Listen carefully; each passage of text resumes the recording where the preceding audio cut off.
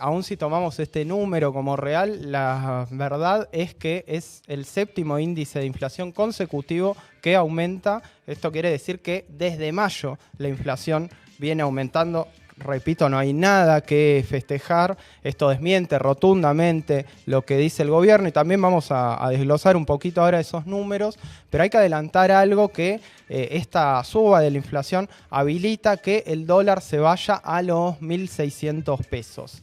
Ahí tenemos un primer gráfico para mostrar en pantalla, para desglosar un poquito de qué se trata este aumento, este 2,8% de diciembre del año pasado. Como vemos, 4% en transporte, seguido por electricidad, gas y agua, 3,4%. Bueno, nada, no hace falta ser un especialista para ver que lo que más aumenta son los servicios. Este es un dato relevante. Bueno, en todo el año 2025 los servicios públicos aumentaron un 43%. Queremos citar un estudio del CONICET en el que dice que el peso de las tarifas en los ingresos ocupa casi el 12%. Esto quiere decir que las personas, las familias, utilizan en promedio ese porcentaje, el 12% de su sueldo, solo para pagar servicios. Y esto hay que decir, es un número récord en ese sentido. Sí, y nos parece interesante retener este dato, ¿no? Que tiene que ver con el peso que tienen los servicios públicos en los gastos de las personas, en los gastos de las familias, porque forma parte de uno de los núcleos centrales del cuestionamiento a los datos que arroja el INDEC. Pero en lo concreto, Agus, ¿se puede decir que el INDEC miente? Mirá, seguramente notarán que el índice de inflación que viene dando el INDEC no tiene que ver con lo que ves en el supermercado, con lo que ves en tu día a día, ni hablar si vas al colectivo, si te llega la tarifa de luz. Digo, sube mucho, como que queda corto el número en general. Y eso tiene que ver con que el índice que da el INDEC está desactualizado. Es decir, la forma de medir el aumento de los precios que tiene el INDEC se creó en el 2004 y se implementó a partir del 2005. Bueno, en líneas generales podemos decir que es evidente que cambiaron los gastos, cambiaron los consumos del 2005 para acá, lo sabe cualquiera, pero además hay que destacar que en ese índice, el que aún está vigente, las tarifas, o mejor dicho, el aumento de los servicios está poco ponderado, es decir, es poco tenido en cuenta en el número final de inflación. Y como decíamos recién, lo que más aumentaron fueron los servicios. Y como está poco ponderado en ese índice, obviamente esto da para abajo. De hecho, mencionemos también que el nuevo índice ya fue creado. Sí. De hecho, tiene varios meses, más de un año si no me equivoco, y viene siendo pospuesto por el gobierno de Javier Milei. Esto porque saben que con el nuevo índice de inflación que se va a aplicar ahora a partir de enero, la inflación les hubiera dado mucho más alta estos meses. Por eso pospusieron su aplicación. Ahí me interesa que nos puedas contar un poco más, Agus, que estás ahí en tema. ¿Cómo es el tema este de las bandas? ¿Cómo funciona la inflación para mover esas bandas en las cuales se mueve justamente la devaluación, ¿no? Sí, tal cual. Bueno, adelantábamos, el dólar se puede ir a 1.600 pesos con este último dato. ¿A qué nos referimos con eso? Hoy el dólar, como también decías recién, se mueve entre bandas. No es 100% libre, no rige 100% la oferta y la demanda. Tiene un techo y un piso que lo fija el Estado y lo hace interviniendo. Porque viste que a veces dicen que no les gusta la intervención, pero a veces lo hacen. Esto quiere decir que, o en términos concretos, lo que muestra es que el dólar en general siempre se acerca al techo de la banda. Claro. Bueno, por una cuestión lógica en la República Argentina, en donde sabemos que hay una tendencia masiva a comprar dólares todo el tiempo. Y como decíamos, las bandas ahora se van a actualizar por inflación. Esto se hizo a pedido del FMI. Y el techo de la banda va a estar en 1.608 pesos. En concreto, el dólar puede llegar a ese valor y en general, insisto, hay que decirlo, el valor del dólar se suele parecer al techo, a la banda de arriba. Bien, que es lo que está pasando ahora, ¿no? Esa es la situación actual que estamos viendo. El dólar tiende a irse hacia el techo de la banda. Estamos viendo en pantalla, nuestro querido director nos pone en pantalla el gráfico del INDEC, el anual de lo que es la inflación, y Milei festeja, pero estamos viendo que desde mayo la curva, o sea, las barritas van creciendo. O sea, llegamos ahora al 2,8, en mayo, si no veo mal, fue del 1,5%, sí, ese fue el dato. Es decir, que la inflación no para de crecer. Y, bueno, que decíamos, séptimo mes consecutivo de aumento en un contexto en el cual la Argentina está recibiendo un espaldarazo por parte de una de las superpotencias mundiales, de Estados Unidos, descomunal, como nunca en la historia del país, seguramente podemos decir sin temor a equivocarnos, con el otorgamiento de préstamos por parte del Fondo Monetario Internacional, el otorgamiento de préstamos por parte del Tesoro de los Estados Unidos, situación absolutamente inédita en la historia del país. Y sin embargo, el gobierno no está pudiendo contener la inflación, el 31,5 del que estábamos hablando actualmente. Ya pasó en mayo de este año, vos lo remarcabas recién, ¿no? Que el FMI pidió una devaluación, Luis Caputo tuvo que conceder esa devaluación y eso se ve reflejado en el dato de la inflación que estamos viendo actualmente. Tal cual, eso generó un nuevo espiral inflacionario, como pasa siempre, digo, no es nada nuevo. Y como vos decías, este es un gobierno que viene siendo recontra apoyado. No hay, Diego, no hay mayúscula que alcance para decir todo el apoyo que recibe por parte de Donald Trump, de la Reserva Federal de Estados Unidos, del FMI.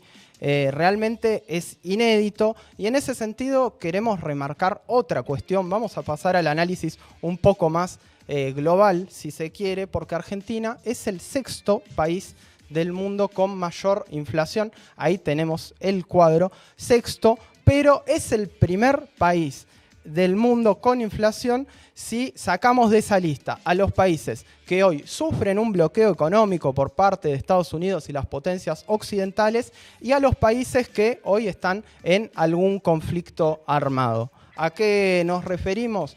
Bueno, vemos ahí arriba a Venezuela, un poco más abajo a Irán, también a Zimbabue.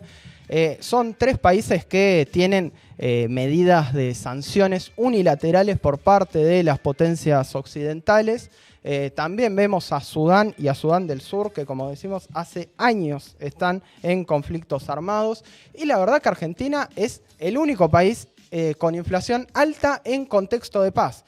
Digo, insistimos, no estamos en guerra y además no tenemos un bloqueo económico. Todo lo contrario, lejos de eso, como decía hace un rato Juan, tenemos el apoyo explícito de Donald Trump, tenemos el envío de dinero de manera absolutamente irregular por parte de la Reserva Federal de los Estados Unidos, también una deuda absolutamente irregular por parte del FMI, y así y todo, la inflación sigue siendo altísima, ¿no? Porque también hay que contextualizar en la comparación. Sí, total. Inclusive si lo comparamos con lo que es el año 2015... también tenemos una situación en la cual la inflación era muchísimo más baja a lo que es hoy. Si te parece, pasamos a lo que tiene que ver con salarios, ¿sí? Porque un poco el relato del gobierno es, bueno, banquen un poco esta situación porque van a verse los beneficios. Sin embargo, si nos basamos en lo que está pasando con los salarios, la situación sigue siendo realmente escalofriante, ¿no, Agus? Sí, tal cual. Ahí vemos un gráfico. Quiero decir que la línea que importa es la línea de abajo, que es el ingreso desestacionalizado. Esto es bien medido, digamos. Lo que vemos ahí es que desde el inicio del gobierno de Javier Milei, los salarios registrados, esto es importante, cayeron en promedio un 10%. Esto es una bestialidad, de verdad, que caigan 10%. De vuelta en un contexto de paz es gravísimo. Esto explica una crisis económica muy profunda, pero también hay que mencionar que es muy difícil medir los ingresos de personas que están en la informalidad y personas que son monotributistas. Por lo cual seguramente la caída de los ingresos es muchísimo mayor, realmente muchísimo mayor. Y como vos decías, ¿no? En 2015, si uno compara antes de que empiece todo este ciclo neoliberal con Macri, después ese gobierno raro que fue el de Alberto Fernández y ahora esta masacre de Javier Milei, lo que tenemos es que la inflación era más baja que la del día de hoy. Hoy tenemos inflación más baja que la que tenía Cristina Kirchner, pero además los salarios y las jubilaciones eran realmente mucho más altas. Claro. Y otro dato también para mostrar, ¿no?, la situación actual que estamos viviendo tiene que ver con la morosidad de las familias. Ahí pido también este gráfico número 5 de morosidad. Bueno, No, la curva es increíble. increíble. Describirnos un poco, Agus, qué es lo que estamos viendo. Ahí básicamente lo que vemos es el aumento de la deuda de las familias, tanto en lo que es un crédito personal, o sea, Es la línea roja, la de los personales. Claro, y el no pagar el crédito personal y el no pagar la tarjeta de crédito, no pagar una parte, patear los intereses, en fin, endeudarse más por una u otra cosa. Acá es importante remarcar que esto se da en contexto de tasas de interés que son realmente usurarias, esto aprobado por el gobierno nacional, hay que decirlo. También se da en contexto del avance de las billeteras virtuales, ustedes saben de cuáles hablamos, que, hay que decirlo, es un sector que es muy amigo de Javier Milei, muy amigo de el Toto Caputo.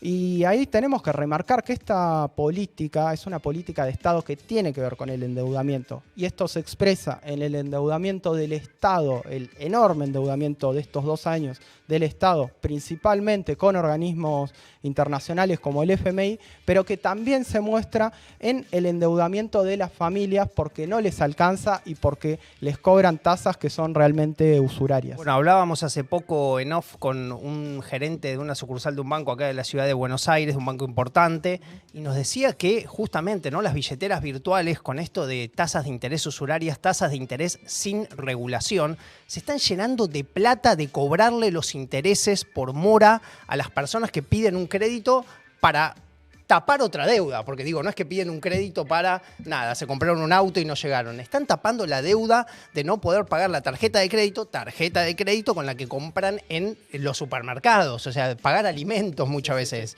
Creo, un círculo vicioso. Es un círculo vicioso tal cual y da muestra del estado de situación en el cual estamos viviendo, este dato de la morosidad, que claramente esto tiende a explotar. O sea, si esto sigue así, la situación va a ser realmente muy alarmante, ¿no? Realmente y muy a corto plazo, ¿no? Son Exacto. intereses realmente muy altos. Pedís un crédito y en 2 meses ya pagaste lo que te dieron de crédito y el resto son todos intereses. Es decir, es una bola que se agranda, pero que se agranda muy rápidamente.